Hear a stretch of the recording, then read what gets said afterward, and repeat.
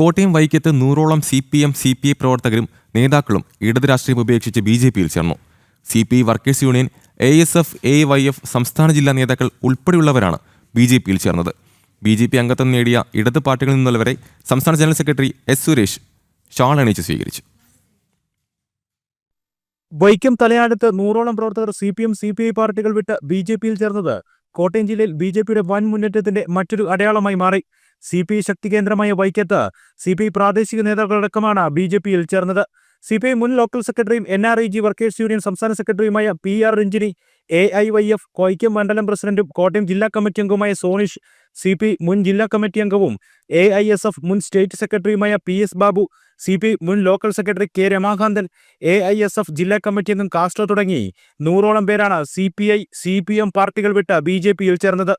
പുതിയതായി പാർട്ടി അംഗത്വമെടുത്തവരെ BJP സംസ്ഥാന general secretary S. Suresh shawl അണിയിച്ച് സ്വീകരിച്ചു. വൈക്കം സത്യാഗ്രഹത്തിന്റെ ചരിത്രപരമായിട്ടുള്ള പ്രാധാന്യത്തിലേക്ക് ഈ മണ്ണിൽ നിന്ന് കടന്നു പോകുവാൻ ഞാൻ ആഗ്രഹിക്കുന്നില്ല.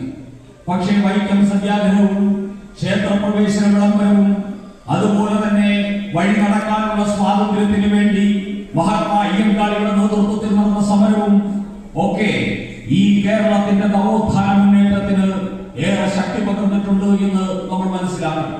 BJP സംസ്ഥാന ഉപാധ്യക്ഷൻ ഷോൺ ജോർജ്, കോട്ടയം വെസ്റ്റ് ജില്ലാധ്യക്ഷൻ ലിജിൻലാൽ ഉൾപ്പെടെയുള്ളവരുടെ സാന്നിധ്യത്തിൽ നടന്ന പ്രത്യേക പരിപാടിയിലാണ് വൈക്കം തലയാടത്ത് ഇടതു രാഷ്ട്രീയം ഉപേക്ഷിച്ചെത്തിയവരെ BJPയിലേക്ക് സ്വീകരിച്ചത്. ജനം, കോട്ടയം.